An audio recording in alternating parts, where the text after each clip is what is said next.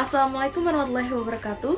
Halo semuanya, perkenalkan saya Rizka Fauzia dari Manajemen Pendidikan 2020A, Fakultas Ilmu Pendidikan Universitas Negeri Jakarta. Pada video kali ini saya akan menjelaskan pelatihan kewirausahaan bagaimana menjadi wirausahawan pemula yang sukses. Pembuatan video ini bertujuan untuk memenuhi tugas ujian akhir semester mata kuliah Pembinaan Kompetensi Mengajar dengan dosen pengampu Ibu Dr. Siti Zulaika SAG MPD dan Ibu Evita Soraya MPD. Untuk lebih lanjutnya, yuk kita simak videonya. Selamat menyaksikan. Assalamualaikum warahmatullahi wabarakatuh. Baik, sebelum kita memasuki materi, kita perkenalan dulu yuk. Halo teman-teman semuanya yang mengikuti acara ini, baik yang hadir secara daring maupun luring. Perkenalkan, saya Rizka Fauzia akan menjadi narasumber pada acara pelatihan hari ini. Saya akan membahas materi pelatihan tentang pengelolaan tenaga pendidik yang baik dan juga pemanfaatan teknologi platform media pembelajaran guru. Baik, tanpa menunggu waktu lama, mari kita masuk materi yang pertama yuk, yaitu pengelolaan tenaga pendidik yang baik. Oke, sebelum itu kita akan menonton cuplikan video mengenai kualitas pendidikan di Indonesia dulu yuk.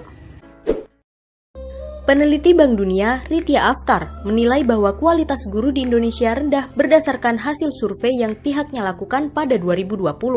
Hal itu disampaikan Ritya dalam rilis survei Bank Dunia terkait learning loss akibat pandemi COVID-19 di Indonesia selama 1,5 tahun terakhir. Dia menyebut rendahnya kualitas guru RI itu mulai dari kompetensi dan kemampuan mengajar. Tak hanya itu, Ritya juga mengungkapkan bahwa sebanyak 53% siswa di kelas 4 sekolah dasar tak memiliki buku pelajaran. Kemudian ada 29% kelas yang disurvei tidak memiliki standar minimum pembelajaran oleh guru. Dia mendorong para pihak terkait untuk memikirkan ulang proses belajar di sekolah-sekolah Indonesia. Bukan saja kualitas guru, namun juga termasuk fasilitas di kelas. Dalam rilisnya terkait learning loss akibat pandemi, Bank Dunia menyebut Indonesia telah kehilangan waktu 10 hingga 12 bulan masa pembelajaran. Di sisi lain, dia menjelaskan, pandemi juga menyebabkan efektivitas belajar siswa hanya mencapai 40%. Jumlah itu, kata dia, terbilang rendah dan memperburuk kualitas belajar siswa di sekolah. Baik, setelah kita menonton cuplikan video tersebut, maka dapat kita simpulkan bahwa kualitas pendidikan di Indonesia masih rendah karena kurangnya pengalaman atau pelatihan seorang tenaga pendidik. Baik, mari kita masuk materi yuk. Pengelolaan tenaga pendidik yang baik. Yang pertama yaitu pengertian tenaga pendidik. Tenaga pendidik merupakan tenaga profesional yang bertugas merencanakan dan melaksanakan proses pembelajaran, menilai hasil pembelajaran, melakukan pembimbingan dan pelatihan, serta melakukan penelitian dan pengabdian kepada masyarakat, terutama bagi pendidik perguruan tinggi. Dari pengertian tersebut dapat kita ketahui bahwa pendidik adalah tenaga profesional yang berkualitas sebagai guru, dosen, konselor, pamong belajar, tutor, instruktur, dan sebutan lainnya sesuai dengan kekhususannya, serta secara langsung berpartisipasi dalam suatu kegiatan pembelajaran pada satuan pendidikan. Menurut Peraturan Nomor 19 Tahun 2005 tentang Standar Nasional Pendidikan, guru harus memiliki 4 kompetensi, yaitu kompetensi pedagogik, kompetensi kepribadian, kompetensi sosial, dan kompetensi profesional. Penguasaan 4 kompetensi tersebut mutlak perlu dimiliki tiap guru untuk menjadi tenaga pendidik yang profesional seperti yang disyaratkan Undang-Undang Guru dan Dosen. Kompetensi guru dapat diartikan sebagai kebulatan pengetahuan, keterampilan, dan sikap yang ditampilkan dalam bentuk perilaku cerdas dan penuh tanggung jawab dimiliki seorang guru dalam menjelaskan profesinya. Yang kedua yaitu tujuan pengelolaan tenaga pendidik. Tujuan pengelolaan tenaga pendidik berbeda dengan sistem manajerial sumber daya manusia pada konteks bisnis. Di dunia pendidikan, tujuan pengelolaan SDM lebih mengarah kepada pembangunan pendidikan yang bermutu, membentuk SDM yang handal, produktif, kreatif, dan berprestasi. Tujuan dari pengelolaan tenaga pendidik adalah agar mereka memiliki kemampuan, motivasi, dan kreativitas untuk mewujudkan sistem sekolah yang mampu mengatasi kelemahan-kelemahannya sendiri. 2. Secara berkesinambungan, menyesuaikan program pendidikan sekolah terhadap kebutuhan kehidupan peserta didik dan persaingan terhadap kehidupan masyarakat secara sehat dan dinamis. Dan yang ketiga yaitu menyediakan bentuk kepemimpinan yang mampu mewujudkan human organization yang pengertiannya lebih dari relationship pada setiap jenjang manajemen organisasi pendidikan nasional. Dari uraian tersebut, maka dapat disimpulkan bahwa tujuan pengelolaan tenaga pendidik secara umum yaitu pertama, memungkinkan lembaga pendidikan mendapatkan dan mempertahankan tenaga kerja yang handal, loyal, serta memiliki dedikasi yang tinggi terhadap pendidikan. Yang kedua yaitu meningkatkan dan memperbaiki kapasitas yang dimiliki oleh karyawan. Yang ketiga, mengembangkan sistem kerja dengan kinerja tinggi. Dan yang keempat yaitu menciptakan iklim kerja yang harmonis. Yang ketiga yaitu tahapan pengelolaan tenaga pendidik. Menurut Samsuardi, manajemen perencanaan tenaga pendidik dalam hal ini berkaitan dengan perencanaan, rekrutmen, dan seleksi berkaitan dengan hal-hal tertentu dengan berbagai aspek mengenai kebijakan program pembinaan dan penilaian kinerja, serta sasaran dalam kegiatan pembinaan dan penilaian kinerja tenaga pendidik. Sedangkan kompensasi tenaga pendidik berhubung dengan aspek-aspek tertentu mengenai kebijakan, dasar, dan prosedur, serta sasaran, pokok, program kompensasi. Apabila kesemua proses tersebut dilakukan dengan baik, maka akan menghasilkan tenaga pendidik profesional yang secara langsung maupun tidak langsung menunjukkan baik tidaknya pola manajemen tenaga pendidik yang dilakukan. Yang pertama yaitu perencanaan. Perencanaan pengelolaan tenaga pendidik adalah pengembangan, strategi, dan penyusunan tenaga pendidik yang komprehensif guna memenuhi kebutuhan organisasi di masa depan. Perencanaan merupakan tindakan awal dalam aktivitas manajerial pada setiap organisasi. Oleh karena itu, perencanaan terhadap kualifikasi kompetensi guru dalam sebuah kelembagaan menjadi sesuatu hal yang penting yang akan menentukan adanya perbedaan kinerja satu organisasi dengan organisasi yang lainnya dalam pelaksanaan rencana untuk mencapai tujuan pendidikan. Perencanaan SDM merupakan langkah awal dari pelaksanaan fungsi pengelolaan SDM. Merujuk pada teori perencanaan SDM, maka ada beberapa metode yang dipakai dalam merencanakan SDM. Di antaranya adalah yang pertama yaitu metode tradisional. Metode ini memperhatikan jumlah tenaga kerja serta jenis dan tingkat keterampilan dalam organisasi. Yang kedua yaitu metode perencanaan terintegrasi.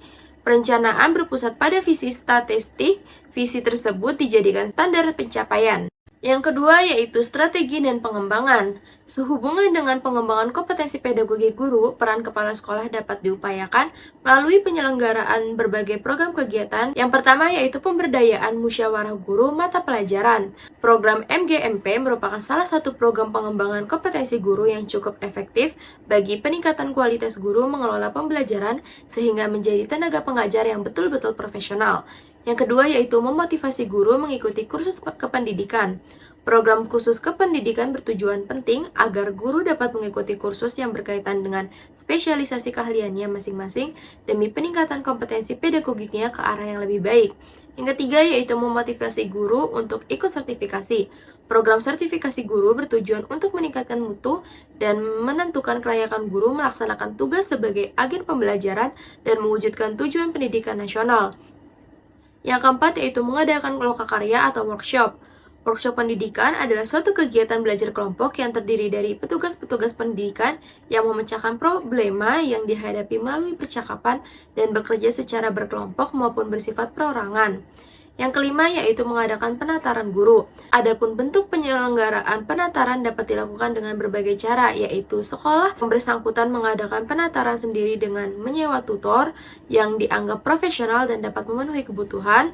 Yang kedua yaitu sekolah bekerja sama dengan sekolah-sekolah lain atau lembaga-lembaga lain yang sama-sama membutuhkan penataran sebagai upaya peningkatan kompetensi tenaga kependidikannya. Yang ketiga yaitu sekolah mengirimkan atau mengutus para guru untuk mengikuti penataran yang dilaksanakan oleh sekolah lain atau lembaga departemen yang membawahi. Yang keenam yaitu pelaksanaan supervisi kepala sekolah.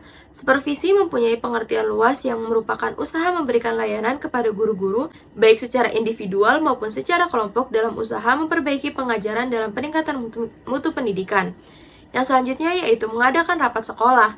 Rapat sekolah merupakan pertemuan yang cukup penting untuk mendiskusikan berbagai hal, termasuk dalam memecahkan masalah yang dihadapi guru untuk meningkatkan kemampuan dan keterampilan guru dalam mengajar.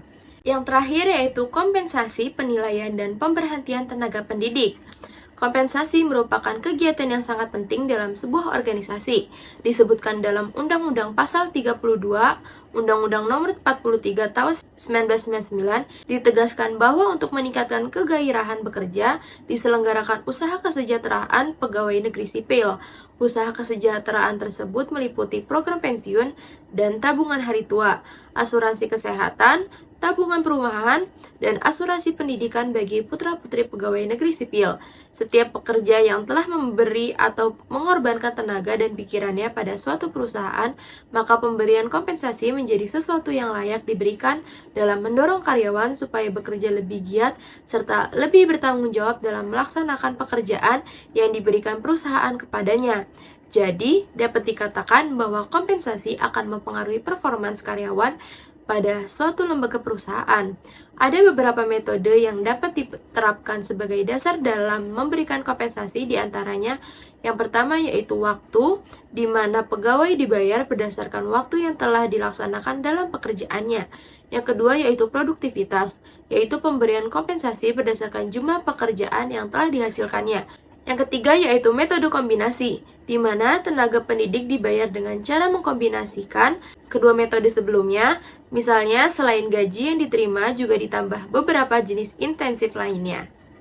Sekian materi pertama dari saya, mari kita lanjutkan dengan tanya jawab. Terima kasih, wassalamualaikum warahmatullahi wabarakatuh.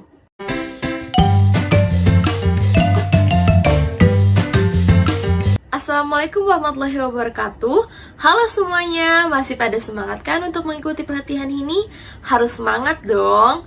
Baik, sekarang kita akan memasuki materi yang kedua, yaitu pemanfaatan teknologi platform media pembelajaran guru. Sebelum masuk ke materi, yuk kita nonton cuplikan video ini.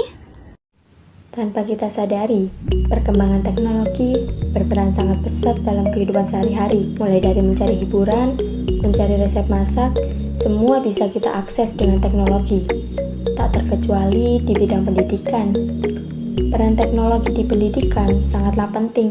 Mulai dari mencari rumus-rumus cepat, mencari referensi, semua bisa diakses melalui internet. Pemanfaatan teknologi dalam bidang pendidikan diantaranya menambah wawasan. Dengan mudahnya, mencari sumber-sumber pengetahuan membuat kita sebagai para penggiat belajar mendapatkan wawasan dari internet. Meningkatkan kemampuan belajar. Tak dipungkiri lagi, dengan adanya teknologi, membuat kemampuan belajar meningkat, dikarenakan materi pembelajaran yang terdapat di internet mudah dipahami dan bisa dilihat berkali-kali. Mudahnya mencari materi pembelajaran, dengan adanya platform YouTube, Ruang Guru, dan masih banyak lagi yang membuat kita lebih mudah mencari materi pembelajaran. Dan lebih enaknya lagi, bisa bertanya langsung. Mudah bukan? Belajar lebih mudah dan fleksibel. Dengan adanya gawai, membuat kita lebih mudah belajar dimanapun dan kapanpun. Entah di kendaraan umum, bahkan di toilet pun kita bisa belajar. Bagi kamu yang masih males-malesan belajar, sekarang tidak ada alasan lagi, karena dipermudah oleh teknologi. Baik, setelah kita menonton cuplikan video tersebut, maka dapat kita simpulkan bahwa di zaman sekarang, teknologi sudah semakin maju, apalagi sekarang anak-anak sudah mulai mengerti akan kemajuan teknologi. Maka dari itu, kita sebagai tenaga pendidik juga harus mengikuti kemajuan teknologi. Teknologi bisa loh dimanfaatkan pada bidang pendidikan. Yuk kita bahas pemanfaatan teknologi platform media pembelajaran guru. Yang pertama yaitu pemanfaatan teknologi bagi pendidikan. Proses pendidikan pada hakikatnya merupakan proses interaksi dua arah yang mengaitkan komunikasi antara guru dengan siswa. Proses komunikasi ini terdiri atas aktivitas penyampaian pesan modul pendidikan antara pengirim atau guru kepada penerima atau siswa. Penyampaian pesan memerlukan pemakaian media yang pas supaya pendidikan bisa berjalan dengan efisien serta efektif. Oleh karena itu, sekolah butuh mengupayakan supaya tenaga pendidik atau guru bisa mentransfer kemampuannya cocok dengan kompetensi supaya para siswa terampil serta sanggup bersaing ke jenjang pembelajaran yang lebih besar ataupun di dunia kerja. Untuk menunjang perihal itu, hingga butuh media pendidikan yang menarik supaya siswa bisa belajar lebih aktif serta bisa meresap pengetahuan yang diajarkan oleh gurunya baik di jam sekolah ataupun di luar jam sekolah. Pemanfaatan teknologi dalam proses pembelajaran mendorong terciptanya berbagai media pembelajaran yang bisa dipilih oleh guru untuk digunakan dalam pembelajarannya. Ide untuk menggunakan teknologi belajar membuat simulasi dan animasi untuk proses-proses yang rumit dan sulit dideskripsikan. Sangat menarik praktisi pembelajaran. Selain itu, juga adanya kemajuan di bidang teknologi informasi melahirkan konsep baru dalam pembelajaran yang berbasis IT atau yang lebih dikenal dengan e-learning. Penggunaan teknologi e-learning sendiri dapat mengacu pada semua kegiatan pelatihan atau pendidikan yang digunakan media elektronik atau teknologi informasi. Pedi, Meli, dan Pratama menjelaskan bahwa media pembelajaran secara umum berdasarkan teori yang telah dipaparkan adalah alat bantu dalam proses belajar dan mengajar, segala sesuatu yang dapat dipergunakan untuk merangsang pikiran, perasaan, perhatian, dan kemampuan atau keterampilan pembelajar melalui kegiatan komunikasi dan sehingga dapat mendorong terjadinya proses belajar dan dapat dikatakan sebagai media pembelajaran. Media pembelajaran e-learning. E-learning menurut Sukartawi istilah umum yang digunakan untuk semua teknologi yang mendukung kegiatan belajar dalam suatu susunan perlengkapan mengajar dan pembelajaran seperti saluran telepon, audio dan video, satelit telekonferensi, sambungan transmisi, dan yang lebih dikenal dengan pelatihan berbasis web atau petunjuk dengan bantuan komputer yang biasanya berhubungan dengan kursus secara online. Pada saat ini, perkembangan e-learning di dunia pendidikan cukup pesat. Ada beragam e-learning yang digunakan, mulai dari hanya penggunaan PowerPoint di kelas hingga menuju Learning Management System atau yang bisa kita sebut dengan LMS. Kegiatan pembelajaran yang dilakukan melalui e-learning memiliki banyak keuntungan. Keuntungan menggunakan e-learning yang pertama yaitu fleksibilitas waktu. Pembelajaran yang dilakukan melalui e-learning membuat siswa dapat menyesuaikan waktu belajar. Yang kedua yaitu fleksibilitas tempat. Pembelajaran dengan e-learning tidak dibatasi tempat. Selama tempat tersebut tersedia sambungan internet, maka dapat dilakukan e-learning. Yang ketiga yaitu fleksibilitas kecepatan pembelajaran. Kemampuan siswa dalam memahami materi yang disampaikan oleh guru beragam. Ada siswa yang memiliki kemampuan cepat dalam memahami, ada juga siswa yang lamban. Yang keempat yaitu standarisasi pengajaran. Perbedaan kemampuan dan metode pengajaran yang diterapkan oleh guru. Hal tersebut tidak berlaku di e-learning karena pelajaran e-learning memiliki kualitas yang sama. Setiap kelas diakses dan tidak tergantung pada suasana hati pengajar. Yang kelima yaitu efektivitas pengajaran e-learning yang didesain dengan instructional design terbaru membuat siswa lebih giat dalam memahami isi pelajaran. Yang keenam yaitu kecepatan distribusi. Internet sebagai media dalam e-learning membuat e-learning dapat menjangkau seluruh dunia yang telah terhubung dengan internet sehingga distribusi materi lebih cepat sampai. Yang ketujuh yaitu ketersediaan on demand. E-learning yang dapat diakses waktu-waktu membuat e-learning dapat dimanfaatkan sebagai buku saku yang dapat membantu siswa setiap saat. Yang kedelapan yaitu otomatisasi proses administrasi. E-learning menggunakan suatu LMS yang berfungsi sebagai platform pelajaran-pelajaran e-learning. Selanjutnya yaitu Edmodo. Perkembangan e-learning yang pesat di dunia pendidikan sampai pada penggunaan Learning Management System di sekolah-sekolah. Saat ini banyak jenis LSM yang ditawarkan. Setiap jenis LSM memiliki unggulan tersendiri. Edmodo merupakan salah satu jenis LSM yang sering digunakan saat ini. Edmodo memiliki banyak fitur yang dapat digunakan untuk pelaksanaan pembelajaran. Fitur-fitur tersebut dapat dimanfaatkan sesuai dengan kebutuhan guru dan siswa masing-masing yang memiliki kebutuhan tidak sama. Fitur-fitur Edmodo diantaranya yaitu Group, Note, Alert, Assignment, Quiz, Polling, Library, Progress, dan juga Edmodo Planner. Selanjutnya yaitu Google Classroom. Google Classroom merupakan sebuah aplikasi yang digunakan dalam lingkup pendidikan yang mampu mempermudah pembelajaran yang sedang berlangsung, terutama pada saat masa pandemi. Google Classroom digunakan oleh setiap orang dari ruang lingkup atau jenjang pendidikan yang berbeda-beda, baik dari tingkat TK, SD, SMP, SMA, atau SMK maupun perguruan tinggi. Di samping mudah di dalam menggunakannya, Google Classroom juga sangat efisien dan tidak terlalu rumit pada saat kita akan mengakses dan menggunakannya untuk melakukan pembelajaran yang diberikan oleh guru maupun dosen. Gmail, YouTube, Google Drive, Google Maps, dan Google Translate merupakan fitur-fitur pendukung pada platform Google Classroom. Selanjutnya yaitu WhatsApp. Saat ini kita sudah pasti mengenal dengan aplikasi WhatsApp. Pasti tidak asing dengan platform ini. Setiap orang yang memiliki smartphone pasti memiliki WhatsApp untuk berkomunikasi. WhatsApp ini juga bisa dijadikan sebagai platform media pembelajaran. Aplikasi yang satu ini hampir dimiliki oleh semua penggunaan gadget.